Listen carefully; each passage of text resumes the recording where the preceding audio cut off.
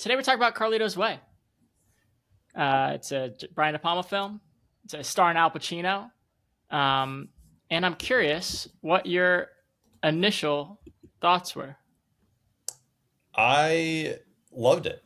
I thought it was tremendous. I honestly knew nothing about this movie other than it had a famous title. Yeah. And I didn't even know Pacino was in it. I didn't know anything about it. I just knew the title. And you were like, hey, do you want to watch Carlito's Way? And I was like, sure, let's do it. Um, that said, I thought it was lights out. I really loved it. We're obviously going to get into what we loved about it. And I know the production and some favorite moments, things like that. But just initial thoughts, I thought it was tremendous. I know you've seen a ton of De Palma. He's been sort of like a project of yours, going through all of his works. And I would say that De Palma doesn't always work for me. Like you and I talk about this, there's movies that you can appreciate, but it's not always your flavor. Mm-hmm. Sometimes I've felt that way with De Palma in the past, like Dressed to Kill, for instance. Um, but I thought this was just a masterwork. I thought it was excellently shot, excellently performed. I found the characters really interesting and a lot of humanity in them. So I loved it. That's great. I really liked it. I wasn't totally on the ride the whole time. And I think that's what I want to talk about is I think where we want to get to is where does this sit for Pacino? Where does it sit for De Palma? Maybe I'll have some more perspective on that. But I'm actually really glad to hear that you really liked it because I went through it and I was like, man, I wonder if Nick is going to like this because it's I feel like people can go either way on it. I think there's so much good. There is some bad. And then I don't know if the emotion fully connected for me. I think through talking about it with you, I'll be able to flush that out a bit. But yeah, I really liked it. I don't know if I loved it. I really liked it though. Okay, well let's get into it. No love for Benny Blanco before we do that. Love Benny Blanco. That's John Leguizamo, right? Which it's funny seeing him so young. He's really handsome. Not that he's not a good looking guy now, but Yeah. he's so youthful in this movie. He's fantastic. Yeah, that's where this guy got his. I was reading the backstory of where Benny Blanco, the producer, and Selena Gomez's husband, got his name from, and it's from this movie. He was just Really? Yeah, he was just hanging out with his. He was trying to be a rapper, and it's he was a white rapper or something, and his friend suggested Benny Blanco as his rap name. Wow. Man, true cinephile, whoever that friend is, being Carlito's Way, the De Palma magnum opus. You should go by that as your name. Well, when the character was introduced, I was like, that has to be where he got that name. You know? And then sure enough, yeah. All right, let's go through our usual Letterboxd stats. So it's got a 4.1 rating, watched by 244. Summary: he's got a good future if he can live past next week. Free after years in prison, Carlito Brigante intends to give up his criminal ways, but it's not long before the ex-con is sucked back into the New York City underworld. Reconnecting with his dancer girlfriend, Carlito gets entangled in the shady dealings of his friend Dave Kleinfeld, who also serves as his lawyer. An encounter with shifty gangster Benny Blanco sets the duo on a dangerous path. At a $30 million budget, $64 million box office, received 0 Oscar nomination. Does that surprise you?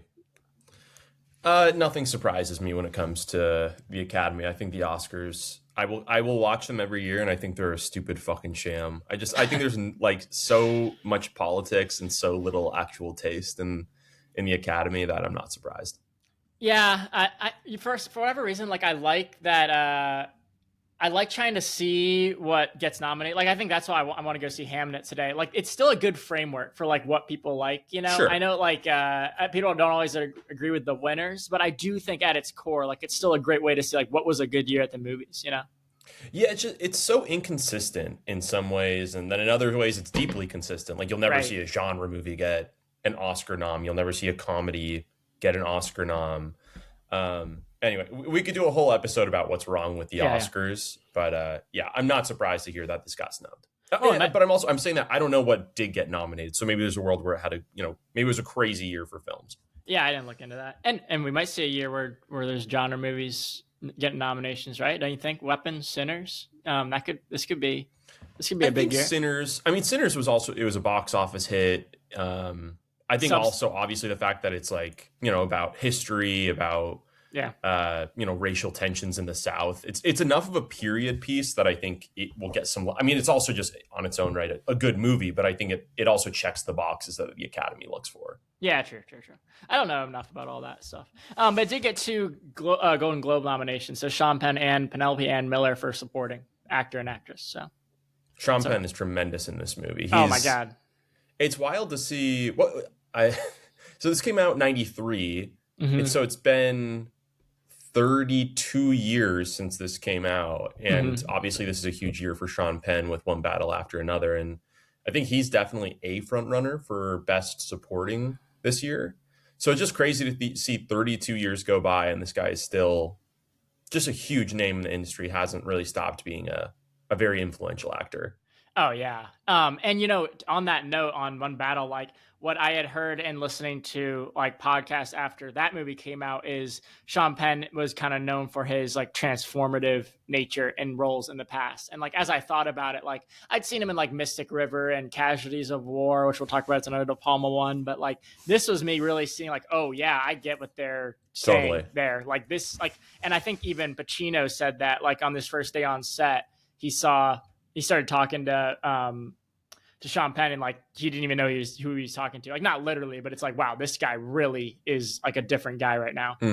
But yeah, he does it really well. All right, let's go into some production notes. So this film was based on 2 Edwin Torres novels. Pacino became interested in them after he met Torres in a YMCA in the early 70s. Nice. So they were holding on to this one for a while. Carlito's Way is one of the books. It covers his early life, and then After Hours is like the post-prison life. So the film really is an adaptation of After Hours, but it uses like his backstory as like a kingpin that was from the book, and obviously takes the title from the first book, Carlito's Way.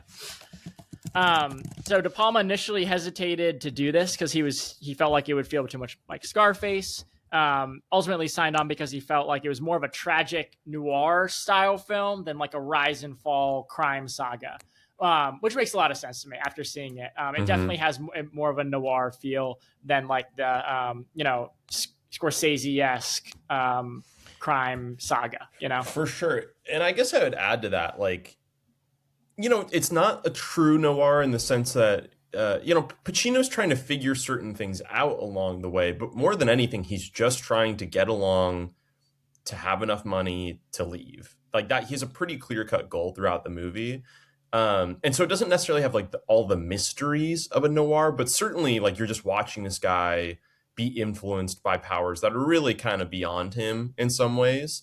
But I do think like the narration work, the voiceover, that's certainly very noir. The way it's shot, the way it's like the city will chew you up, the underbellyness of it. And typically I'm actually really not usually a fan of noirs, and I thought this was just fantastic. Like I thought the voiceover does a lot of heavy lifting without it coming off as just being like an exposition machine, it feels very justified in how they use it.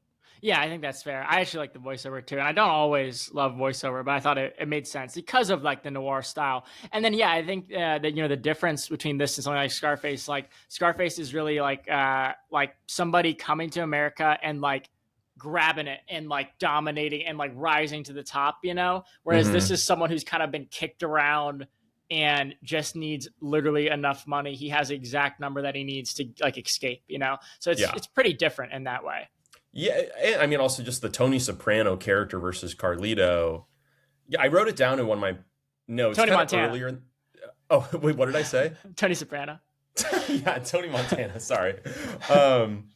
I think, they're just obviously they're night and day different. Where like Tony Montana from the beginning is this like absolute psychopath. Like, and he's very scary. He's domineering. He's like one track. Carlito, I wrote in my notes like halfway through this movie, I was like, he seems like one of the wisest characters I've ever seen in a movie. Like just he's lived a lot of life and seen a lot of consequences for his actions and wants to do things differently. I think the one caveat to that is like you see his kind of hackles rise when he sees Benny Blanco. And I think it's because he sees so much of himself in that character maybe that like, it's like especially triggering for him. Like he sees so much naivety and arrogance, but anyway, it's very much a more nuanced, grounded man. And I think that's another reason why this is totally different than Scarface, and why I preferred it to Scarface, to be honest. Like, I feel like this is a more nuanced person. I can imagine a person like Carlito existing more than I can imagine a Tony Montana. Interesting. Yeah, no, that's gonna be. We can maybe save that conversation for the end of what you like better, because I still think I like Scarface better just as a movie, but I guess the character and like the relatability of the character, Carlitos is probably it's much more easy to connect with, you know. Mm-hmm. But yeah, okay. And then the last bullet I had here is some of the iconic set pieces, which I really do think is what makes this movie for me. Now, maybe we might be in different. Seems like we're on different sides of this, because like you've talked a lot about a lot of the internal stuff and the character. Like, I like some of that stuff. I'll get into like maybe I don't know if I was so bought into their relationship or whatnot, but what I really did like about the story is the set pieces. Like, I thought they were so good. Like the pool hall scene, and which we'll talk more about, the Rikers boat. Wait, pool hall scene. Which scene are you? The opening. The first, yes, the opening. Yes. Like Grand Central chase at the end. So like all these scenes were heavily engineered. Like locations were built or modified. Like trains were rerouted. Just like this is what he really poured a lot of effort into. And I have a quote at the end which Ebert says, like, this is De Palma's like at his best in terms of set pieces. For sure. And I think I would even add, like, when I think when most people refer to set pieces, they in a lot of ways are also like essentially referring to action sequences, whether that's like violent or just there's a lot of movement going on.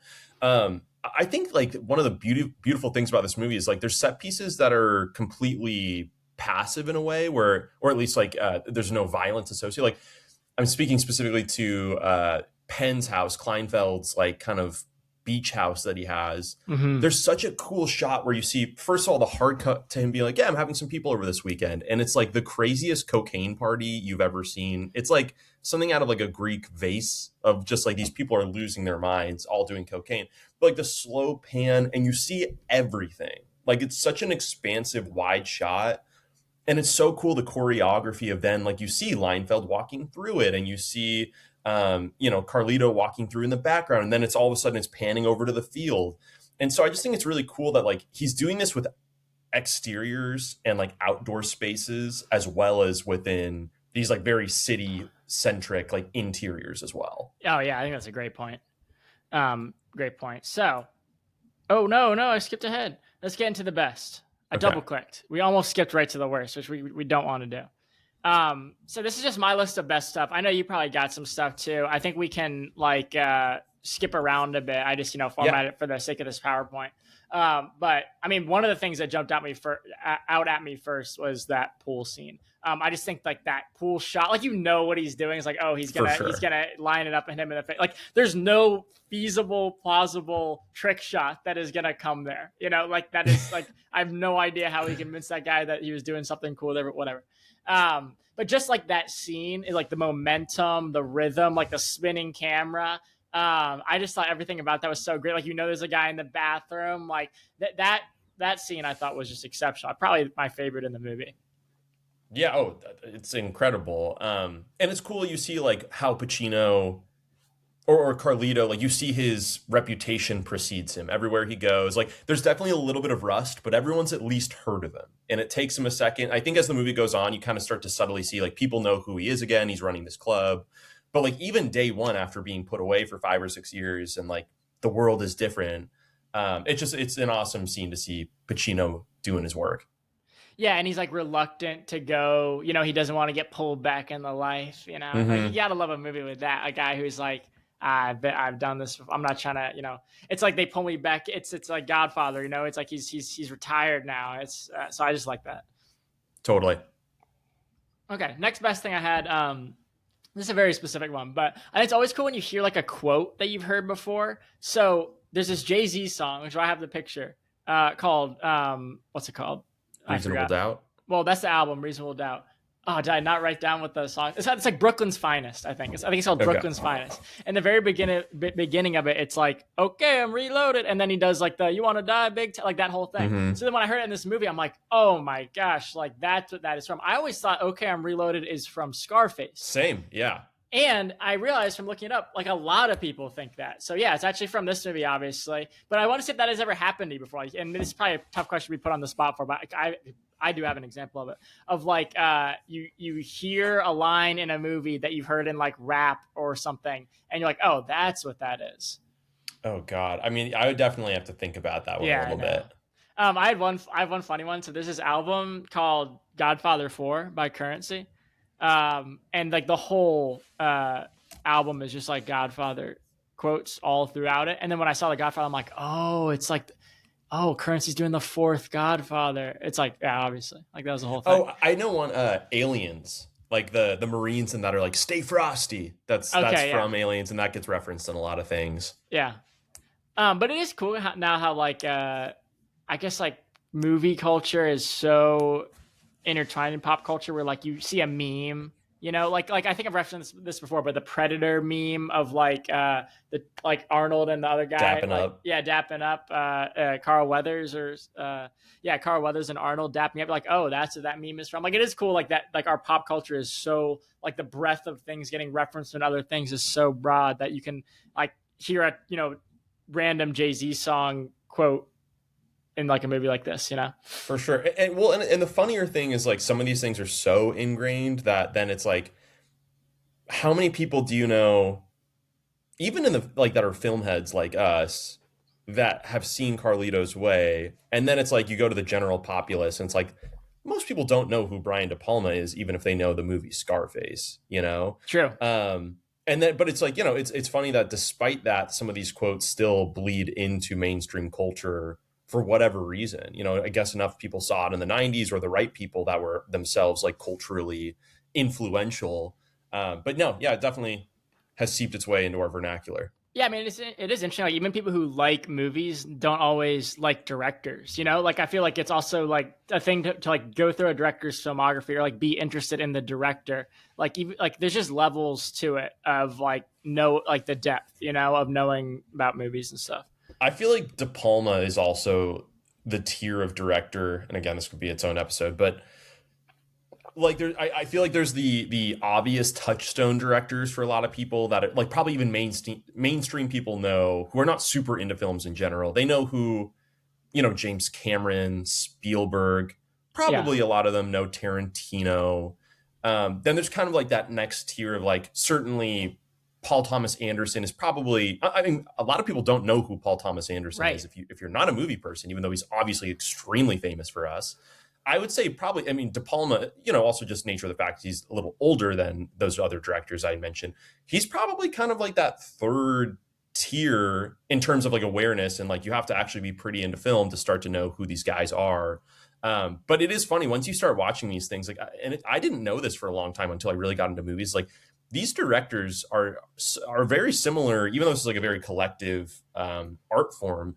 It's not unlike musical artists where like they clearly have a style, a type of story that they're interested in telling. Like you can really tell, obviously, like a De Palma. I mean, De Palma is so unapologetically unable to not be himself. Like you have it listed here, the voyeurism aspect, the sexuality, the violence. Anyway, I don't know how I started on that tangent, but I do think, yeah, it's just very interesting once you get further into watching movies, the things that you just kind of take for granted until you know more about them. Yeah, I mean, we've joked about this before, but like the way he uses mirrors, the way he like uses kind of the split diopter and like and then voyeurism. Yeah, I'll skip to that point. We'll come back to Sean Penn, but like it's just a De Palma staple. Like it's just obviously something that he likes. Like there is some like, okay, so the scene where Pacino goes up on the roof, and he's spying on her in like the dance class, like it's just so De Palma, like Body Double, which I don't know if you've seen Body Double, but it's literally the whole plot is a guy watching a girl from across the way, and it's Rear Window all the way to Disturbia, in like the 2000s. Like it's not like it's unique to De Palma, but it's just funny when like a signature like that just stretches across every film no matter what. Like even Blowout, which I think can be regarded as maybe is regarded by a lot of people as one of De Palma's best. Like it's voyeurism, but through sound. Like a guy accidentally records a accident and then is like piecing it together. It's like the same kind of thing. It's just a through line in like so many of his movies. But yeah, it was cool to see him throw a scene in here. But then you also get like Pacino looking through he does it in different ways. Pacino looking through the door crack, but then like I think the big voyeurism scene is him just like watching that dance class. 100%, yeah. So back to Sean Penn. I just think he's amazing in this. He's so perfectly like squirrely and coked up and just a total scumbag.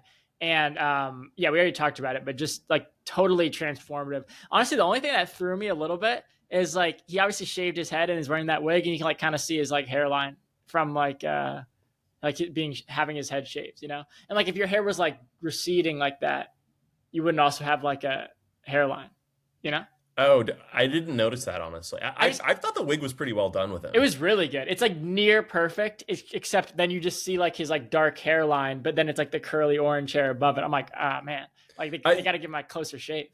I will say, I think his version of like, because by the end of the movie, he's not good at it, but he is a gangster. He's doing gangster shit. Like he's been associated for a long time.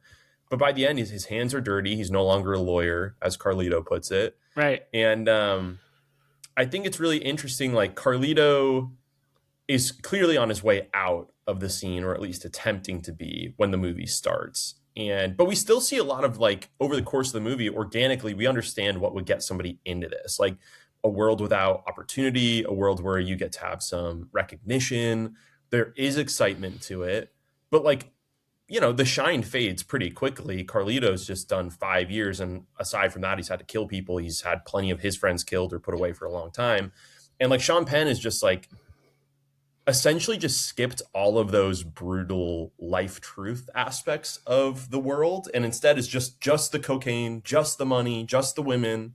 And so to him, like he looks like a Boy Scout when he pulls out that gun and when he calls out the Italian guy, when they're at the club, like he's like, and I don't think that that's not the case for a lot of the people that are in these, organized crime. It's a boys club, but it's still a club, and it's people wanting to be accepted and having fun. And, we have our own codes and all these things. And Penn is clearly just as high on some of those aspects as he is the cocaine, but he's just so naive in it, and believably so. I think he's tremendous in this part. Yeah, and it's such a spiral with him where like you meet him obviously in the opening court scene, and like and then you kind of get introduced to his drug problem, and like it's such a. But then by the time you're on the barge with him talking to the mafia guy, and you're like, he did not steal $1 million. Like there's got to be some kind of miscommunication here. Mm-hmm. Like he did not just steal $1 million. Like no, sure enough, like this guy is really in deep. Yeah. I just really like that. I really liked that about this movie, just like the slow descent of his character. You go. Well, maybe I'll just finish these points and then we'll go double back. 'Cause I'm sure you have other best stuff. Yes. This is kind of just like my high level, but like we talked about the Rikers Island barge. I just wanted to tell you some more about it because it is a real thing, and it was decommissioned in 2023. So like this has been a jail for like all this time, since 1992. So it's an 800 bed jail barge used to hold inmates in the New York City Department of Corrections. It's anchored in the Bronx's southern shore, across from Rikers, near Hunts Point. It was built for $161 million in Louisiana and brought to New York in 92, basically just to reduce overcrowding in the in Rikers. Reduce overcrowding in the island's land-bound buildings for a lower price. It's nicknamed the Boat by jail staff and inmates, designed to handle inmates from medium to maximum security. There's 16 dorms and 100 cells. I thought that was really interesting. Like that's now they rebuilt the location for the movie. Like I don't think they didn't use the real boat to film that, but very much based on a real thing that was just recently decommissioned. That's crazy that it was only like 2 years ago decommissioned too. Yeah, and it was like there was like some incidents, like a guy like jumped off the boat and killed himself. Like there was like a couple like incidents where they're like, all right, we gotta shut this thing down, which is just crazy. I think another one of my favorite parts of this movie is Audio's counselor when he's walking, when like he sets him up by taking the bullets out of the gun, and just like that cut to him throwing the bullets in the trash. Like I just thought that was just a brilliant cut. But then really my favorite part of this whole movie, I think I've said like 3 things are my favorite, but now that we've talked through it, I'm going to say this is my favorite. the train station ending. So like escalator scene down to subway, I think it's just electric. Like one of my favorite scenes in The Untouchables, as a similar thing where it's actually takes place at Union Station in Chicago, and I've gone there so, like randomly just to like check it, just to look at it. I just like to look at the staircase because it's like on the way to my gym. But like there's a very famous scene where like a baby carriage is flying down the stairs in like slow mo, and like Kevin Costner has to like decide between like saving the baby and shooting like it's just like it's super slow mo. It's so ridiculous, but it's like an amazing scene that's so deeply flawed. I think this scene is like perfect, like him laying there, the fat guy being like behind the whole time and like spotting him, then just like the all like shooting all the guys like in procession. Like I just think that scene was just improved upon. Like Untouchables came out in 87, and then he just totally mastered the going downstairs shootout by 93 here. Yeah, and I feel like in a way, like this will be a little hits blunt for a second, but like De Palma's obviously interested in eroticism. Like even obviously we talked about voyeurism, there's a sexual element to that, but also just sexuality is a through line of all of his movies as well. There's obviously the strip club in this, all sorts of stuff. But I think you could even make the comparison like in how this film is shot. Like there's or how the scene is shot of the train station, because there's so much build up for it. There's so much almost, you could say foreplay of running through, like there's the kind of the double speak that's going on within the club that Carlito runs, right? And it's like we all know what's happening here. We've all been in the game for 30, 40 years. We understand what's being said, but like there's like, still you have to be polite. There's an establishment, like you're allowed to believably say, I'm going to get you the better bottle. And then it's like there's the chase sequence through the trains, and there's still like little nuance, like, oh, there's cops, like everybody chill for a second. There's just, and then it's like we get to like the final, the act itself of when the shootout occurs, and it's so seamless and it's so satisfying. And then that ends up being like the perfect counterweight for then, just getting snubbed at the end there, Carlito with Benny Blanco. But I just think like the movement, the timing, the choreography of it is so well done, because that scene's doing a lot of different things. It's almost a lot of different, it's a chase, like it's like a polite society conversation into an overt chase into just like a full-fledged action sequence. Sorry. And yeah, I just think it's incredibly done all the way through. Me too. And I think what's cool about it is, even though, yeah, we've seen a lot of movies and like you can safely assume that like the Italian guys are going to be bad guys, the mob guys, like you still don't really know until Carlito leaves the table, right? Like you're introduced to them. They're like old friends. Like there's all the formalities. And then when the younger son, or just, I don't know if he's the younger son, but when the son of the mob boss comes in and he's like, he had just seen Carlito in the hospital, and then Carlito steps away from the table, then you're like, oh yeah, of course these guys are going to kill him. On for sure. But like even then, into like that kind of deception or like subversion of expectations continues through the end, which I think the train sequence is just as electric as the stairway shootout. Like the Dress to Kill train sequence, I really like. Also, it's shorter. It's just like I just really like those shots of like Nancy Allen like peeking and like it's just like kind of the people waiting for the train. That just like always stuck with me. But I think this train sequence is like just as electric, even though maybe I like that Just to Kill one a little bit better and like the context of which like that scene's happening. But then also like, yeah, the subversion of who you think is going to kill him, So like you've seen what happens. Like the movie starts off with the ending, but still until like when that last guy gets shot by the cops, you're like, oh, maybe he gets away, And then it's like, no, of course he doesn't get away. Like you've already seen this scene. You kind of forget about Benny Blanco, Yeah, and I think, some spoilers for The Sopranos here, but there's a feeling with this where it's like there's an ambiguity in The Sopranos. We don't know if Tony dies in the end or not, but the subtext is it doesn't matter if he dies in this end scene. Tony's going to get whacked, and it's going to be soon or it's going to be a little less soon, but he's going to die. This is just not a world where you walk away from, certainly not the way he's been walking in it. And so I like how in this movie, like they do start with that flash forward of like you see his death at the end. But while I was watching the whole movie, I was thinking to myself, like, A, there's no way this guy walks away from this, right? Like, Right. there just really isn't. He's too in the game. And B, like, I don't know, maybe that was just like a kind of a vision he's had, or a recurring nightmare or dream. I think it's entirely believable this guy's been kind of having to deal with his future demise for quite a while now. Yeah. And so, I don't know, there's just something about it that, like, it weirdly has like a cathartic ring to it, because it makes his death makes sense. Even though it is a surprise, it isn't surprising, you know?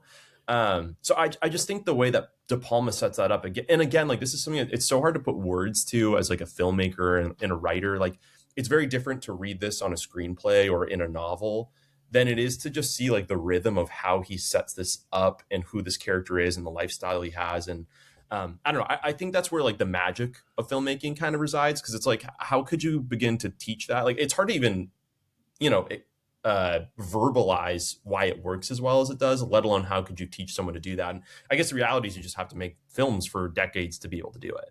Yeah, definitely. You mentioned The Sopranos. Did you clock a very famous Sopranos character making a brief cameo? Who? Big Pussy. Who is he in this? He's like one of the random mob guys. Like, no way, really? My yeah, pussy? Huh? That's Tony's line in the The Sopranos. James Gandolfini's in this? No. Yeah, like when they're in the club, or no, when they're in the dance club, like, and what's his name? Sean Penn is making those horrifically racist comments towards Italians.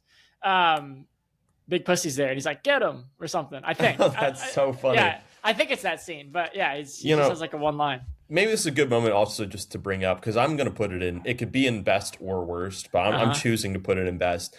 It's just so funny that Al Pacino has once again been shoulder tapped to play a Hispanic drug dealing, mobbed up guy that falls in love with an independent blonde woman. I just thought it was terrific. Again, not knowing anything about this movie, having those things happen, I was like actually laughing out loud when Gail first gets shown. I'm like, she looks like every blonde he's fallen in love with in these movies. It's so funny. Yeah, well, spoiler alert, we're getting there in worst. So I'll save my stance. Yeah, I'll save my comments for worst. Do you have anything else for best? Oh, I do. I just want to say, so I obviously Scorsese. So really, like the three kings of American gangster films it's probably Scorsese number one, Coppola number two, and then De Palma number three. I think is a pretty believable top three. Yeah. And Scorsese definitely holds the title, especially amongst people that are a little less film savvy.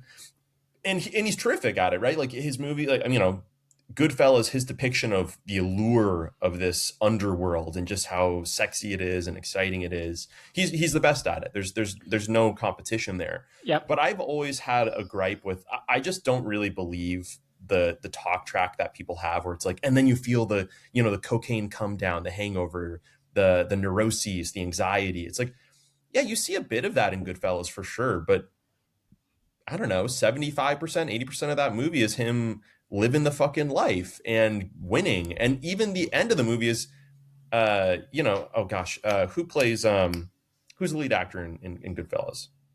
Oh, Ray Liotta.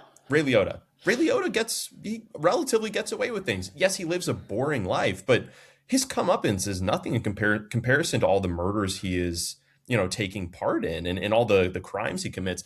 I think the same thing for The Wolf of Wall Street. I think when people say like, you see this movie's about greed and then his comeuppance at the end, it's like his comeuppance is that he is giving public speaking events to hundreds of people, and he has had a movie dedicated to how charismatic and exciting he was. And I have to imagine that when you were in college, similar to me, how cool was the Jordan Belfort idea and lifestyle to the guys that you knew in college? Like, But even if there was some learning lessons in that, to me, I think it was absolutely buried by how exciting that lifestyle was. But Jordan Belfort is a famous public figure again, and like gives speeches and like makes TikTok videos or whatever. Like, so it's realistic also. Like, there isn't some like there's a big fall in that he goes to prison, but he is ultimately like redeemed in the culture. So in that way, like, isn't that kind of what happens with high, powerful, like wealth in America? You know? I think that I think there's a great point there, and you're absolutely right. Like it is based roughly on a true story. I think Belfort's known to be an unreliable narrator in a lot of ways too. But to me, I think that part of film, I'm not saying every film has to be a morally, aligned one, but I do think that it ultimately, his movies glamorize a lot of the lifestyle rather than indict them. And I think you're totally right that in the American world that we live in, that very well may be the case. But to me, that makes me like it a little bit less. I'm like, there's always a cost. Even if they get away with it, these are not happy people. They don't have good home lives. Like, I don't believe these are content people. Even if they get away with it, I think that there's a punishment of just the lifestyle itself. And anyways, what I was getting at here is I feel like De Palma does such a terrific job in this of like saying there is a lure. There's also other mechanisms that lead you to this, which is just lack of opportunity and like desperation and wanting to have some, some clout in your neighborhood. Mm-hmm. But then from there, it's a lot of just like, I have to keep doing this because otherwise people are going to kill me or I owe people whatever. And I just think it's such a more satisfying and in my mind, more realistic depiction of like the price that you ultimately pay for living a violent lifestyle. It's a lot of live by the sword, die by the sword. And anyway, I just think that it's a lot more effective at condemning these types of actions than Scorsese tends to be. Yeah, I think that's fair. I think I don't know if you even know if it's a counter argument, but I think what people say about Goodfellas is like the realistic part of that depiction of like the cocaine part of that movie is just like the manic, like, looking in cabinets, looking over your shoulder at the helicopter. Yeah. Mm-hmm. Like I get your point of like that, like for someone to rise that high. But then once again, that is also based on a real guy, Henry Hill, who like went on the Howard Stern show, like hammered and told his story and like somehow stayed alive for a long time. People would call in the show and like say, hey, we're going to get you, like you're a rat, like that never happened. So like in a way, like that story very much was realistic too. Maybe the point is that Scorsese picks stories that have like a rise and fall and redemption to them, like the way that Belfort has like stayed in the culture and Henry Hill and Goodfellas, ended up ratting everybody out and then, living on, even though he lived a pretty miserable life in real life. I don't think to me it's even that like it's about it isn't to me about whether or not it's realistic even all the way. I mean, that's part of it. I think a part of it is that I've even heard the talk track of he depicts what it's like to be in this world and he shows the downfall of living this life. I don't think he depicts the downfall in a proportional way to how much he enjoys depicting the allure. And I think if he was to just say, I'm not really interested in showing that, like to me, I'm just trying to show the underbelly of something that I find exciting and it's entertaining and realistic or not, it's something that I love to tell a story about. That would be one thing. I've just heard in particular for Wolf of Wall Street, I've heard the talk track parroted so many times that it does show the, like, this is why greed is bad. I'm like, very little about this movie seems like a bad time to me. I just think that I disagree with that argument. But anyway, I don't want to make this about Scorsese. So I do just want to say I really enjoyed his depiction of the downfall of this lifestyle. Yeah, sorry, I'm only stuck on it because it's a really interesting point that you're making me think a lot about. And I do, and I just to put a cap on it. Yeah, I just do think Scorsese is like more interested in like the rise and then redemption. And maybe you're right that like the fall isn't. I think that's like I guess that is a common thing I've heard as well too. Like he doesn't. Like he glorifies it more than he shows like the real like darker side of this. I think what you're saying is De Palma does a great job showing it all and being really like really delivering like the full picture within these mob stories. Whereas Scorsese maybe focuses a little bit too much on the fun side of it. I think that's a fair argument. And the other point I was going to make before we go off this topic is, you named Coppola, right? And like I think you're absolutely right. He would definitely be in like the pantheon of mob movie directors, except he's only done the 3 Godfathers. And I still think you're right. Like that's the impact of those movies, that he doesn't have any other mob movies to my knowledge other than those 3, but he still is absolutely in that pantheon. I think Scorsese's the undisputed number one. And I think De Palma does give you like a kind of seedier, dark, like more realistic view of it in between this, Scarface, and there's a third one that now I can't. Oh, Untouchables. That's a mob one. But yeah, it's just interesting to think like Coppola is definitely in that conversation just by doing the Godfather movies. Yeah, I mean, it's such a, he's sort of like the Tolkien with Lord of the Rings and fantasy of crime movie, Great like point. what he did. And I read the Godfather book too. It's a good book, but it's also a lot, very much, in some ways a beach read, and not a knock. I really enjoyed it. Coppola definitely takes it to life though. I mean, it is the universe he created, which is kind of a disgusting word for me to use, but he did. And like all these gangster films and television are obviously very much derivative of it in a lot of ways. I guess one last point, because you brought it up. Like, I think Scarface, I know we're going to talk a little bit more about it later, I think. But like, to me, like, I think, again, there's such an insanity to Pacino's character and his performance in it that, like, there's elements of that, I don't buy on as much as I do with Carlito. Mm-hmm. But even in that movie, you see the allure there. This guy is pure id, if I'm getting my psychology terms right, where he just like, he wants money, he wants cocaine, he wants that woman in particular because what she means to him and what she means to society. Like, he's just like acting immediately on what he wants and instinct, and that's what allure really is in a lot of ways. But he gets his comeuppance of, like, even if he doesn't get killed at the end of that movie, sorry, spoiler for Scarface, he is an unhappy individual. He's miserable. He's like this absolute bastard that does nothing but push people away, including his best friend, his sister, and his wife, even when he gets the things that he wants. And again, I think it's just a great work by De Palma to depict that, like, regardless of outcome, if these guys walk away, this is not a happy lifestyle to live. And to me, and maybe that's just indicative of how I would be if I was in the mob, or at least how I like to think I would be. I don't think this is a happy lifestyle. I don't think there's anything fulfilling about killing people and keeping secrets from your wives and family members. And I think Scorsese, he is the undisputed number one, but I think he misses the mark there a little bit, at least for me. So anyway, we can leave that one there, but those are my final thoughts. I got you. What else do you have that's as part of best? I think we went over everything. I mean, I think it's terrific performances. I think there's so much nuance. I do want to actually call out, I think Gale is terrific in this movie. I think especially in this type of movie, we could bring it back to Coppola and Scorsese, but a lot of times these female characters, I think, get a little less screen time than is warranted. And I think, Gale isn't like the central figure of this movie, but I think every time she's on screen, she's doing a lot of nuanced work in terms of what matters to her, what she's interested in, what she believes she can do. Like, I think there's a lot of dichotomy with her where, like, a lot of other movies, they show this woman working at a strip club and it's horrific and they're miserable and they're being mistreated. And like, it's not like Gale seems like she's living this princess lifestyle, but she also seems like she's come to terms with, like, I like to dance, I'm good at it, I get paid to do it, and I live in a city where, to be honest, getting any sort of high paying job is almost impossible. Like, there's, again, it's not like the perfect lifestyle, but I think she's an adult and she's mature enough to say, like, this affords me to do the things that I want to do.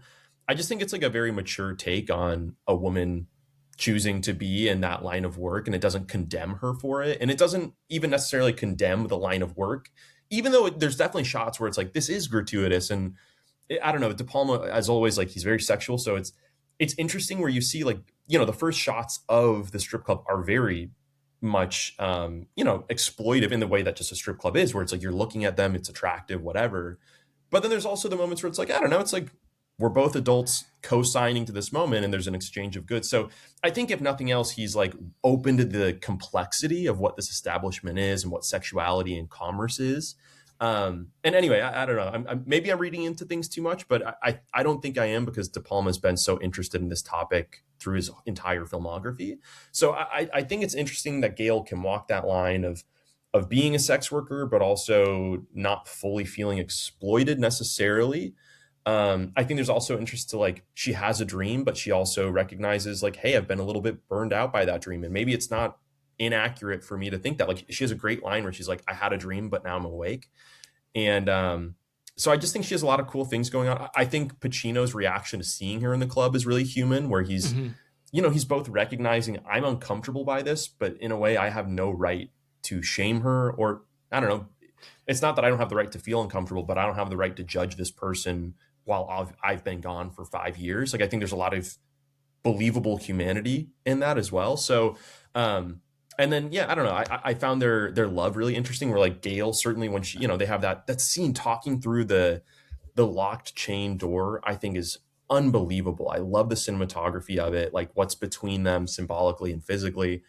And I love that it's like, yeah, she's kinky. There's no doubt about it. Like she's asking him to kick down this door and take her. But at the same time, it's like later in the movie, it's not like she's some nymphomaniac. This doesn't define her. Like, I think there's a lot of interesting aspects there that she can be a sexual being without purely being sexual. And I just think the movie's rife with characters that have some of that duality to them that I find really interesting.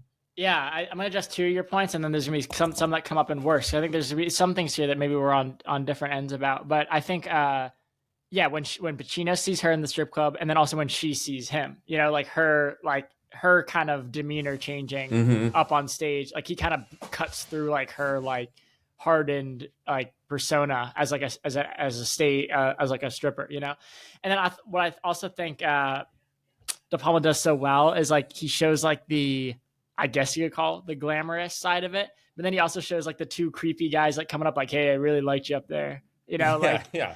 Like he shows the full spectrum of it. Like, but also that they're kind of losers. Like, yeah, they're complete losers. Like, there's creeps like they're scary, and there's creeps where it's just like, oh, these are like schoolboy losers that just happen to be grown men in suits now. Like they're still, they don't know how to talk to a woman clearly. Yeah, that's my exact point about it. Is he shows like the unglamorous side of this was just like losers coming up and going, hey, like you were good up there. Like how awkward that is. Like I never thought how like she comes down off stage and now she's like making her rounds and he's like, hey, like that was fun, Yeah, now that she's a human being, they're just like, right. Oh, I don't know what to do if this doesn't involve me handing you dollar bills. Yeah, exactly. Let me move to the worst.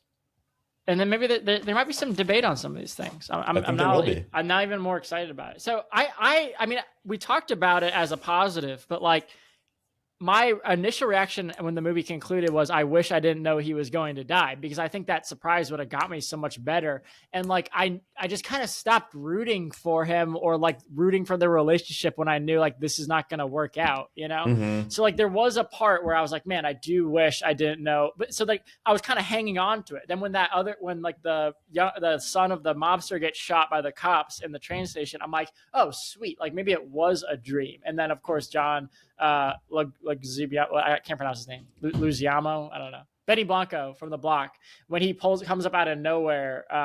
Benny Blanco from The Bronx, actually. Yes. When he comes up out of nowhere, I was like, man, it was him the whole time. So yeah, I don't know. I think there's like the foreshadowing that can be seen as a positive. I felt more negative on it after concluding. Fair. Yeah, I mean, like I said, I mentioned a moment ago, I think he's so clear. Like, and I think this is again like a great aspect of the narration here, as not just being a tool to like just vocalize his internal thoughts in a content or a exposition sort of way. Like the way he talks is almost more in poetry, especially in those final shot, like the final shot of him when he's talking about like, it's a long day and I'm tired and all these things. Like, I love that he's speaking in these kind of poetic tones that, like, I think the vibe of them say so much more than like what the words themselves do, which is like, whenever he's doing that internal monologue, he sounds so fatalistic and like, this has already been determined. And I think that does as much to say about like, this guy's going to die as much as that intro shot does. But I get what you're saying. I think to each their own. It didn't bump for me. Well, talking about him being poetic, I mean, my favorite line is when he opens with, "My Puerto Rican ass ain't supposed to have made it this far," Yes. So let's get to my second thing is Al Pacino, the Puerto Rican. I mean, I put it on best. You put this on the wrong slide. And I'm never the one to go like, he can't. Like, come on, like, you know me, Nick. I'm a defender of all things, for the sake of art. But man, him as a Puerto Rican guy did not work for me. And it's so tough because Scarface works for me.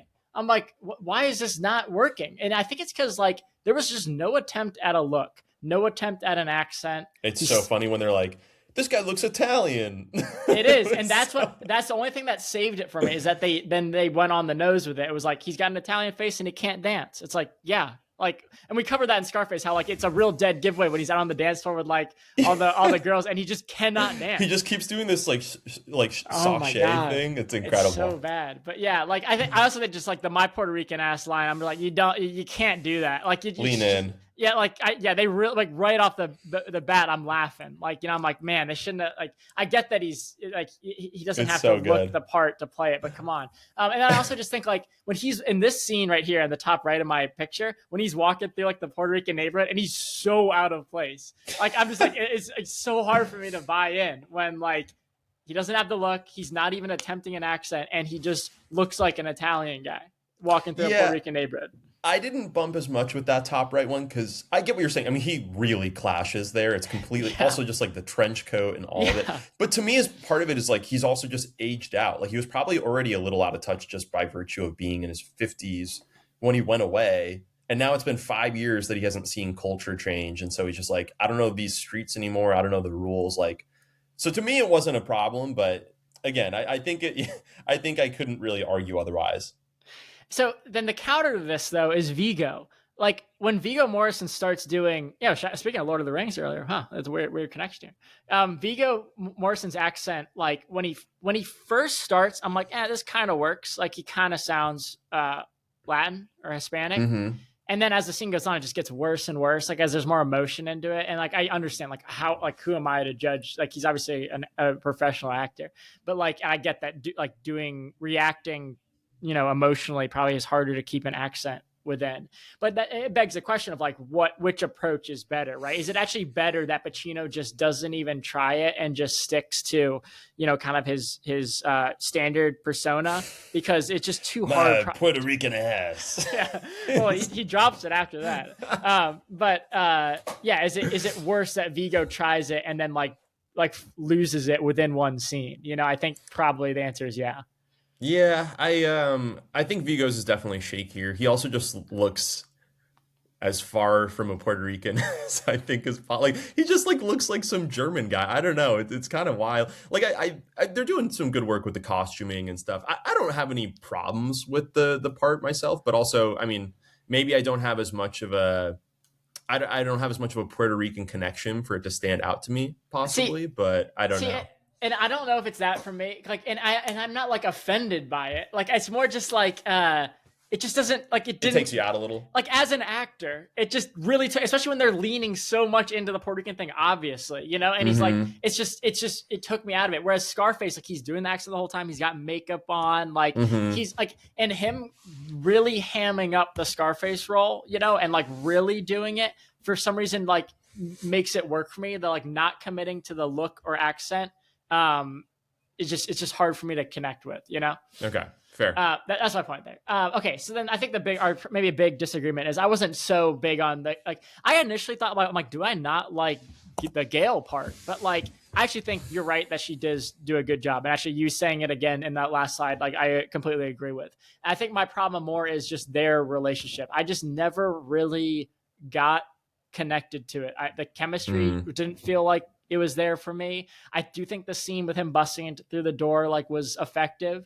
But I think this is the core of why I didn't score this a little higher, is that you really need this relationship to be believable, and you have to really be rooting for them. And I was at the end, admittedly. But just their chemistry on screen, I never really felt it. I think she's great in the strip club. I have that note down here. I think that's her best scene. I think when she's dancing in the club, the first time he sees her that you mentioned earlier, I think she's great. Well, I know you texted me on the side too that you found that part really realistic because you have the premium membership at the Diamond Club, so you know the girls, they know you. Right. You just found that part right on the money. The outfit, it all made sense. She was period accurate. Yeah, that's exactly how it looked in the 90s. No. Their connection, and I don't know whose fault it is. If it's, I don't know if anyone's at fault. That's the one part of the movie that I really wasn't as connected with. Okay. Oh, I'm going to throw one other piece out here. And sorry, this is a total curveball. I actually liked the scene with the cops too at the end when they're showing him the tape and everything. District Attorney Norwalk. I think he does a great job. I'm just gonna give him a little sprinkling of love right there. Yeah, that's James Rebhorn. I think Yeah. he's like the dad in Talented He's in a bunch of stuff. Talented Mr. Ripley. Yeah, I think he's awesome. He's really good. I think he plays like Dickie Greenleaf's dad in Mr. Ripley. I can't remember if that's him or not. Anyways, not important. But yes, I think that's a great scene. Now, the last worst thing I have here is kind of random, but like this line, I just could not get over it. I was like, he says like he's getting interrogated by Benny Blanco, and he just like has a throwaway line where he's like, maybe I don't remember the last time I blew my nose. And I'm like, wait, what? Like, what does that mean? Like, is that when he's like, you don't remember my name? Yeah, he's like, I don't remember the last time I blew my nose. And I'm like, I don't remember the last time I blew my nose. Like, why? I don't understand that. Like, who remembers the last time they blew their nose? I don't understand. Yeah, I think that if you were ever actually in a face-to-face confrontation like that and someone transcribed it, there would be some stuff, there's some who do you think you are, I am energy that's gonna leak out. Fair counterpoint. Okay, I got a couple other small things, then I'll turn over to you for worse stuff. So number one, like those girls at the club in the beginning when like him and Sean Penn are having a good time. Why are they still hanging out with them at the end of the night? Like, there's a lot of guys in there. Like, why did they stick around? Like from the beginning, those guys, they're losers. They're dancing with each other. Then they're just like stuck. They're sitting at the bar with them still. Like, they couldn't find other guys. They were attractive.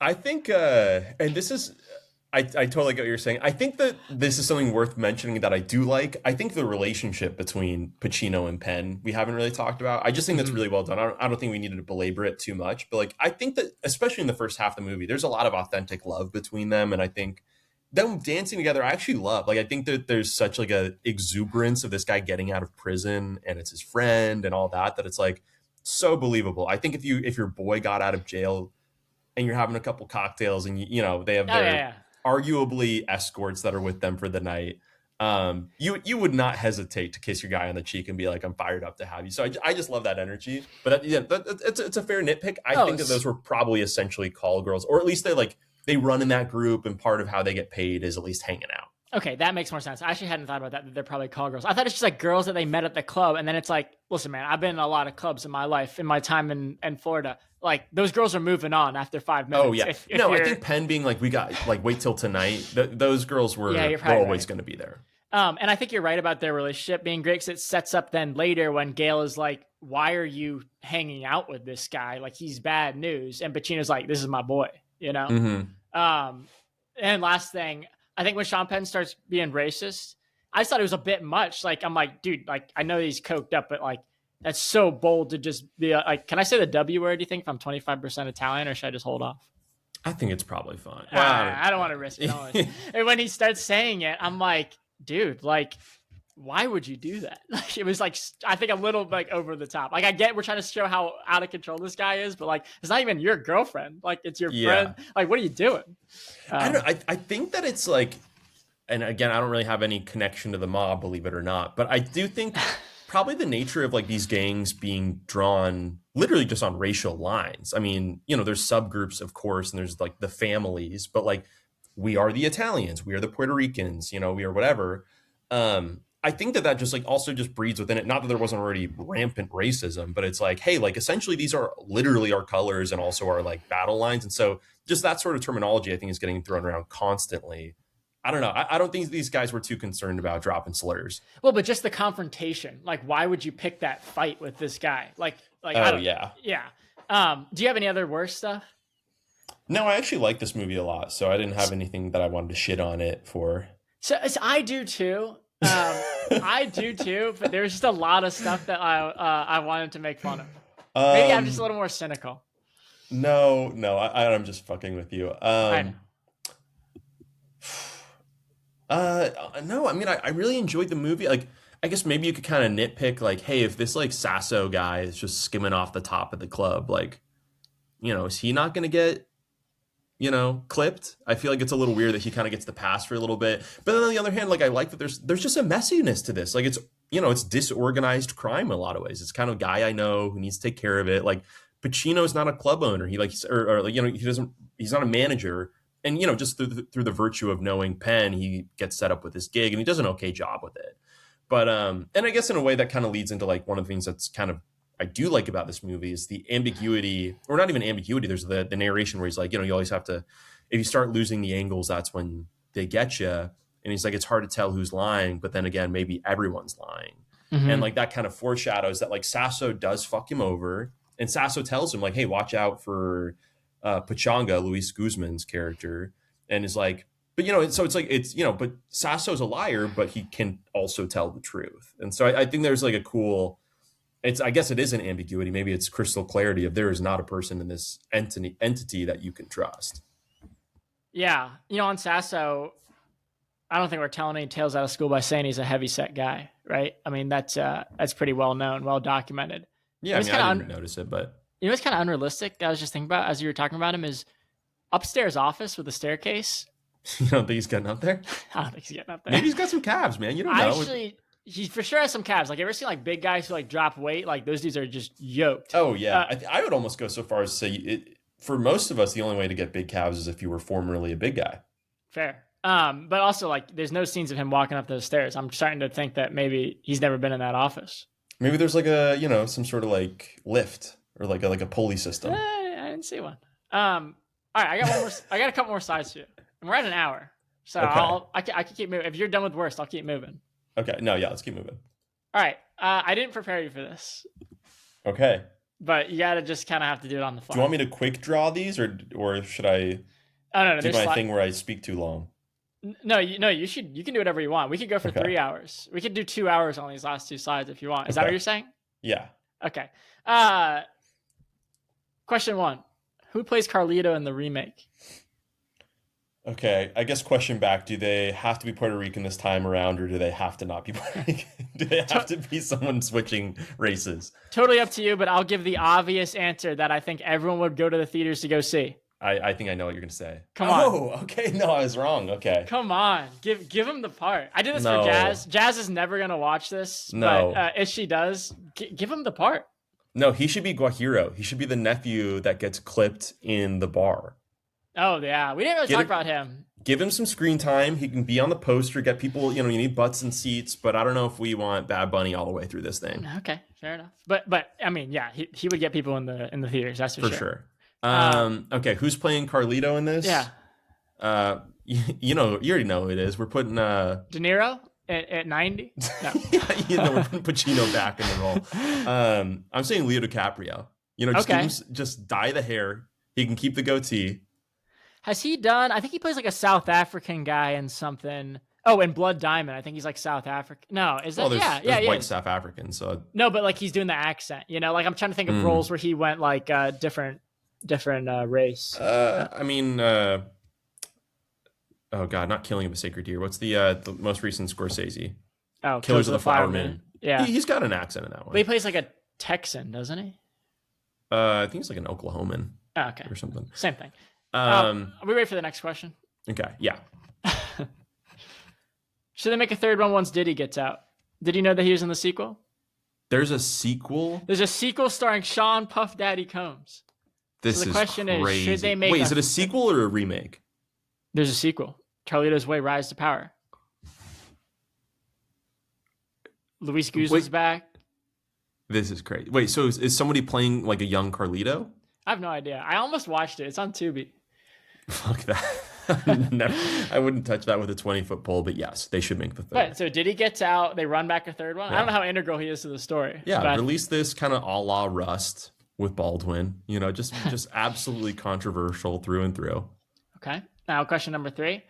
Do you like this is an honest question. Do you like watching De Palma? Like, I think when we first did this is such a funny question to have an hour plus into a podcast where we've talked about this movie.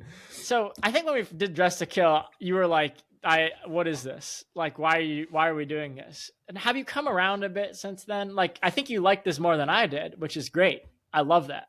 Yes. I think to the question, do you like watching De Palma? I would say depends.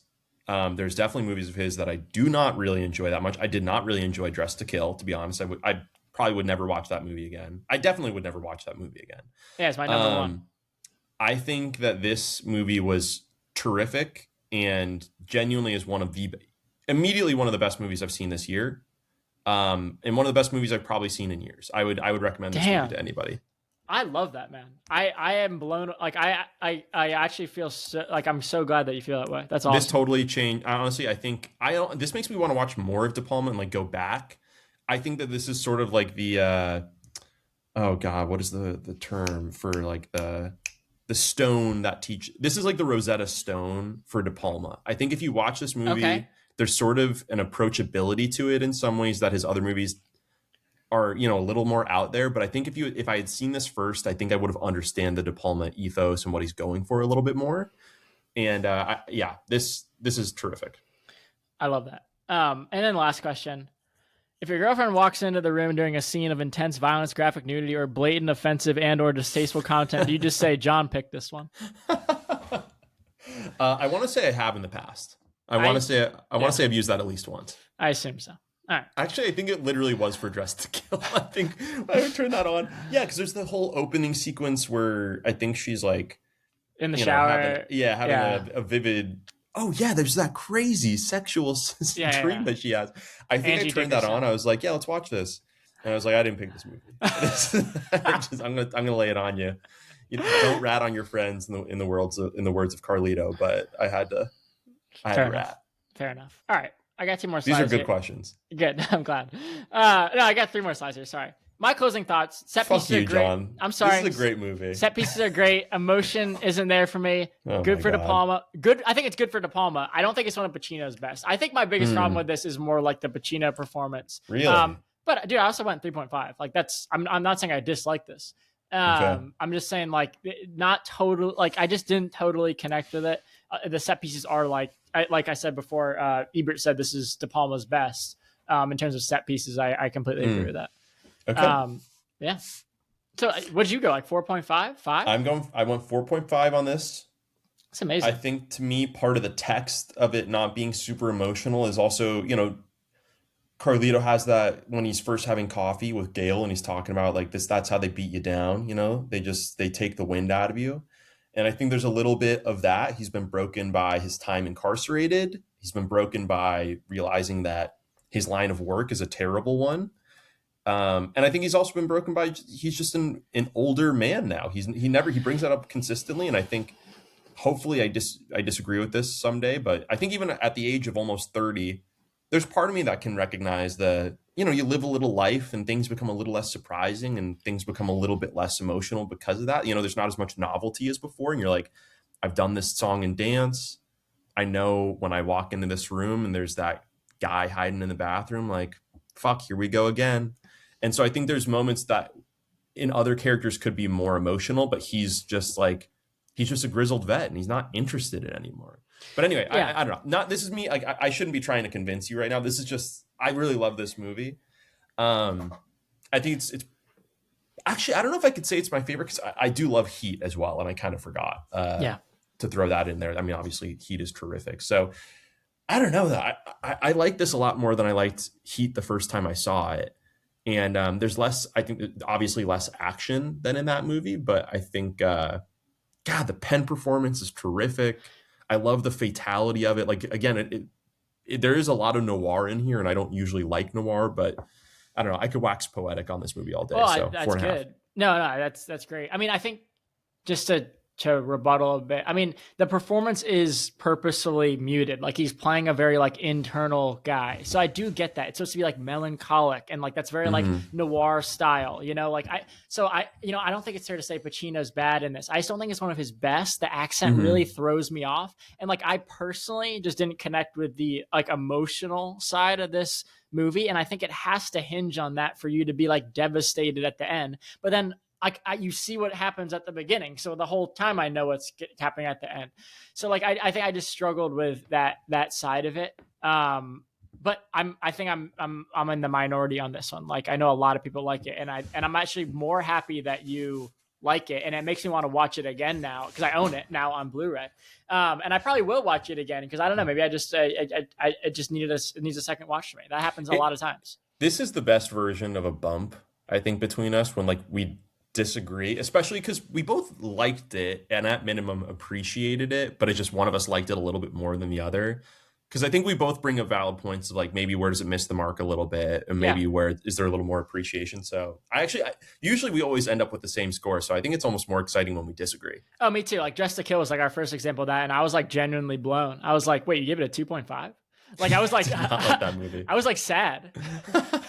but now I think you're right. Like it makes for a better conversation. Yeah. Okay. So what do I have here? What do I have? Brian De Palma. Am I a big De Palma fan? Question. I think that's become the narrative on this podcast. If you aren't, who is, John? Yeah, I've seen 22 of his films, but the only ones I truly, truly ride for are Dressed to Kill, your least favorite movie of all time, and Scarface. Casualties of War and High Mom, like I really like those are ones I would recommend as like underrated, like De Palma's awesome, like watch these movies. But like when I look at his full filmography, like I'm not someone who rides for like Blowout and like Body Double and like Carrie, you know? So I'm still missing 8 of his films. The only notable ones are Femme Fatale and The Fury. Here's my top 10. Dressed to Kill number 1, Scarface number 2, Blowout 3, Body Double 4, Casualties of War 5, Carrie 6, High Mom 7, Carlito's Way 8, Untouchable 9, Obsession 10. You don't even have Heat on here. Heat's not De Palma. Heat's Michael Mann. Oh, that's Michael Mann. Oh my God. Wait, I said that a second ago. Why didn't you correct me? I thought you were talking about Pacino performances. Oh, that's definitely why I was mixing them up. I'm such a buffoon. Now, now all of our fans are going to talk such mad shit on me. We're cut it in post. Okay, good. Oof. Okay. We're not cutting it in post. No. We don't cut anything. No, we never cut anything. I've never cut a single thing from this podcast. Brian De Palma, that's my ranking. I'll go quickly through this because unless you have questions about it. Now, Pacino. Oh, wait, why did I say other? Oh, I forgot to retitle this slide. I'm a big Pacino fan, but I do much prefer De Niro. I think that's like kind of the classic debate. But I have seen a lot more De Niro. So I've seen 16 Pacino films, 25 De Niro. I'm missing a few key Pacino films. Son of a Woman, I saw like 2 hours of it in high school and just turned it off. I don't know why. Cruising I've never seen, Panic at Needle Park I've never seen. My top 10 Pacino, this is unfortunately not even within it. I think that these are obvious picks, these first 5. Irishman I love, Serpico. I don't really love Serpico the movie, but his make it through Irishman. Yeah, Irishman I think is great. I think if you ever could finish it, that's a 4.5 for me. I love Irishman. But that's where I'm at on top 10 Pacino performances. Okay. Damn, so John, you kind of buried the lead. We could have done a full ep on just these 2 slides. I know. I mean, do you want to go back to any of it? No. I think I've expended my my Carlito's Way knowledge. No, me too. We're at about 110. So yeah, we did good work on this one. Well, Nick, any closing thoughts, John? No, I think I'm glad that you like this. Honestly, I like it more now because you like it. Because I always remember that Dressed to Kill episode, and and now that we're on opposite ends of the spectrum on this. Well, I mean, I was a little close on this. This is a 3.5. You gave it a 2.5. So no, yeah. I'm feeling good about this. Looking forward to the next one we do. I think it's this. Oh, you go. Sorry, I didn't mean to. I think you're up. I think now you get to make a choice and force me to watch something. Well, I was just going to say, I love doing the deck, man. I think this was really good. Even if we didn't go as gimmicky with like top 10 or like, what would you do in this scenario? Like, I just thought it helped facilitate it. So I love it. Well, I'll send you this as a PDF so you can't do anything to it. Yeah, that would be perfect, actually. If you could just print it and mail it to me, that would be really helpful on my end. Yeah, I know that'd be helpful. If I know you want to see it, you probably would want to edit it for the next one. And so I'll just go ahead and PDF it and I will send it to you that way so you can not use it. Awesome. And you've never experienced a client doing that before, right? No. Okay, perfect. Yeah, well, I mean, I think this was fantastic. We'll have to think about what our next movie is, but as always, just throwing down the gauntlet. If anybody recommends a single movie, John and I will watch it start to finish. We've done it 100% of the time, so just offer stands. Yeah, and if you comment on a video, both of us will reply. To our infernal fans out. You'll get Infernal Affairs. Twofers. We're offering twofers. Listen, those fans of Infernal Affairs, I hope you're watching this one. I really don't think you are, but if you do comment on this, I will personally reply, and so will Nick. Yeah, John will take you out to the diamond room, his dime. He'll introduce you to the girls. Just one comment. There's no such thing as bad publicity. If you're going to take the time to engage, I welcome you to this show. Okay. Should we wrap things up? Yeah, let's go. All right. Great work, John. We'll be back soon. All right. Thanks, everyone. Yeah, goodbye.